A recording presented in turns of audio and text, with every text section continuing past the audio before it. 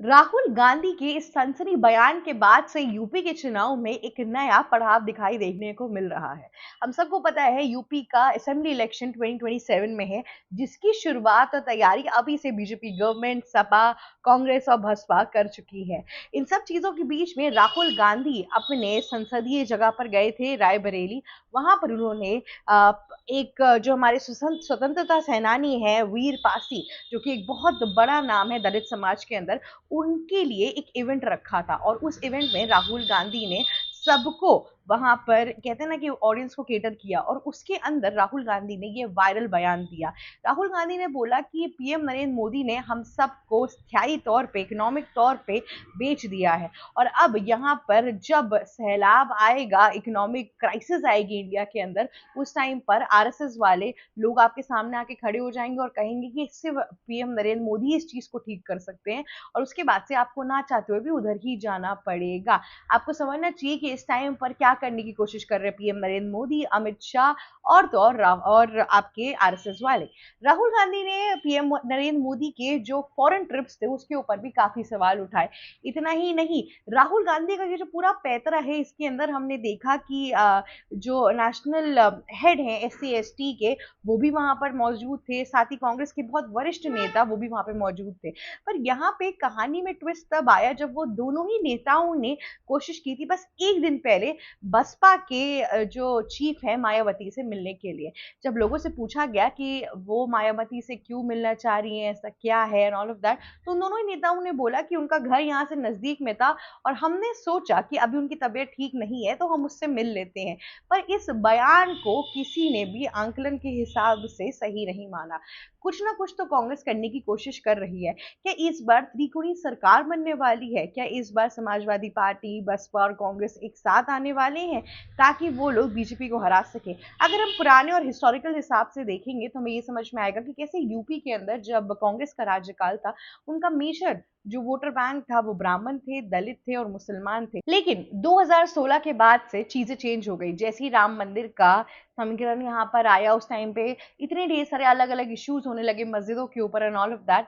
उस टाइम पर फिर जो आपका ब्राह्मण वर्ग का जो पूरा वोटर बैंक था वो जाके चला गया बीजेपी के पास। जो आपके दलित समाज के लोग थे वो बसपा के पास चले गए और जो मुसलमान थे और यादव थे उनका वोट मैक्सिमम आपके सपा के पास चला गया। इसके बाद से सब कुछ चेंज होने लगा। पहले राहुल गांधी या फिर पूरी कांग्रेस पार्टी शीला दीक्षित जैसे चेहरों के साथ इलेक्शन में लड़ती थी तो कभी दलित समाज के लोगों को भी हमेशा से ऊपरी तौर पे वो ले जाने की कोशिश करती थी, पर फिर उसने वो सब चीजें छोड़ दी। धीरे धीरे करके कांग्रेस का वर्चस्व as an individual party UP politics के अंदर से पूरी तरीके से हट गया और जब से योगी आदित्यनाथ आ गए उसके बाद से तो 2 टेन्योर में उन्होंने ही अभी तक अपनी साझेदारी निभाई है। तो यहाँ पर अब बसपा तो कब का एग्जिट हो गई, पर सपा भी नहीं आ पा रही थी।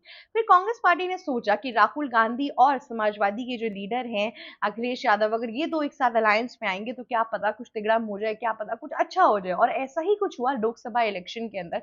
जो पिछला लोकसभा इलेक्शन था उसमें हमने देखा था कि कैसे इंडिया ब्लॉक के लोगों ने, स्पेसिफिकली यूपी के अंदर, राहुल गांधी की जो कांग्रेस है, कांग्रेस प्लस सपा की जो अलायंस थी, उसने बहुत अच्छा ऑपोजिशन बनाया था और बहुत अच्छे एक ऑपोजिशन के साथ से बीजेपी के साथ एक टक्कर बनाकर रखी थी। ऐसा कभी भी पहले नहीं देखा गया था। इनफैक्ट यूपी के इलेक्शन के अंदर अगर आप देखेंगे तो राहुल गांधी ही नहीं सिर्फ मेहनत करते हैं, तो प्रियंका गांधी भी काफी एक्टिव दिखाई देती हैं। कांग्रेस पार्टी के जितने भी नेता हैं वो यूपी इलेक्शन को मोस्टली सीरियसली ही लेते हैं। पर यहाँ पे जिस हिसाब से कांग्रेस पार्टी के जो लोग हैं वो बहुजन समाज पार्टी के लोगों से मिलना चाह रहे हैं और स्पेसिफिकली उनके जो सुप्रीमो हैं, अगर आप देखेंगे मायावती, उनसे मिलना चाह रहे हैं, तो पक्का कुछ ना कुछ दाल में गड़बड़ जरूर है।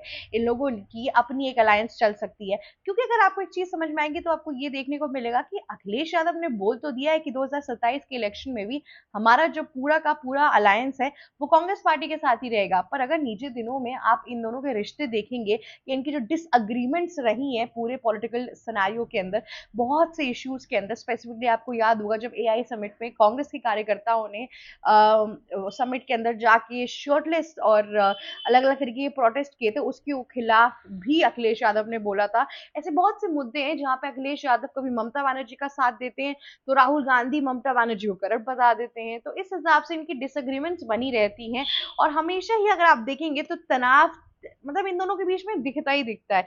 पर जब यूपी इलेक्शन आता है तो इतिहास गवाह है कि कैसे ये सब लोग एक साथ एकत्रित होके सामने खड़े होके बैठ जाते हैं। तो ऐसा ही कुछ यहाँ इस बार भी होने वाला है कि नहीं होने वाला है, वो देखना बहुत ज़्यादा यहाँ पर इम्पोर्टेंट है।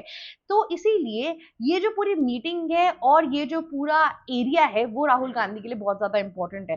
देखिए, राहुल गांधी को अब जाके दलित समाज के ऊपर एक तरीके से ध्यान देना ही पड़ेगा, क्योंकि कांग्रेस पार्टी ने पहले भी दलित समाज से अच्छा खासा वोट अपनाया है, लिया है, जब तक मायावती फ्रेम में नहीं आई थी। और इस बार भी अगर मायावती अपने आप को इतना वर्दी नहीं प्रूव कर पाए, तब बहुत हद तक चांसेस है कि दलित समाज या तो यादवों को अपना वोट देगी, या तो फिर कांग्रेस को भी दे सकती है।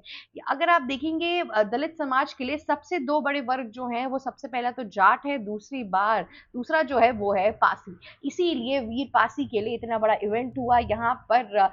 स्टेज पे खड़े होके राहुल गांधी ने बहुत ज्यादा बाबा अम्बेडकर साहब के बारे में भी बात की, काफी चीजें उन्होंने यहाँ पर की। और साथ ही साथ दलित समाज की जो पूरी की पूरी समस्याएं हैं यूपी के अंदर, उनकी जो रिप्रेजेंटेशन है, किस हिसाब से बीजेपी क्या कर रही है दलित समाज के साथ, इन सब चीजों का सही तरीके से आंकलन करके यहाँ पर उनको अपने वोटर बैंक में भरने की पूरी कोशिश की। पासी सिर्फ और सिर्फ एक इवेंट नहीं था, पर पासी जो समाज, रायबरेली, लखनऊ, उन्नाव, इन सारे एरियाज के अंदर जो लोग इस टाइम पे स्थित है, इन सब लोगों को एक तरीके से कैप्चर करने की पूरी कोशिश की राहुल गांधी ने।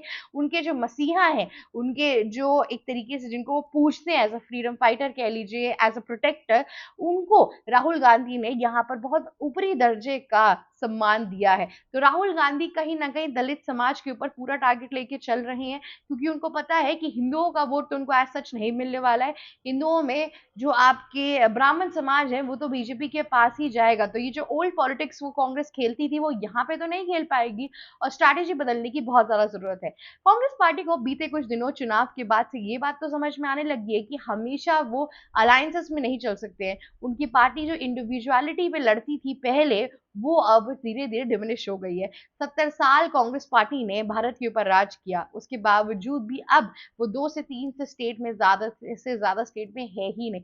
उसमें से भी वो बहुत से रीजनल पार्टी के साथ अलायंसेस में है, तब जाके वहां पर उन्होंने अपने नंबर बनाए हैं। तो एनीवे, ऐसे जो दल हैं, यूपी हो गया, और फिर आपकी और भी बहुत से दल है जहाँ पे बीजेपी इंडिविजुअली खड़ी हुई है, तो Congress as a second national party, उसको भी उस हिसाब से स्टैंड आउट करने की जरूरत है। और इस बात की महत्वपूर्णता अब राहुल गांधी समझ चुके हैं, इसीलिए यहाँ पर यूपी इलेक्शन में वो बिना किसी देरी के पहले से ही यहाँ पर सारी तैयारी करना शुरू कर चुके हैं। ये जो पूरी उनकी विजिट थी, वो पिछले इलेक्शन के बाद से कोई 7वीं बार अभी तक हो चुकी है। तो राहुल गांधी बाकी सारे जितनी भी जगहों पे इलेक्शन होता है उस पर कम फोकस करके इस टाइम पे यूपी इलेक्शन के अंदर काफी ज्यादा फोकस दिखाई दे रहे हैं। खैर, देखते हैं कि दलितों का वोट आखिर में जाएगा किसके पास। Thank you so much for watching our video. Subscribe to News Vigil Hindi now. Stay tuned for the right analysis of every major world news.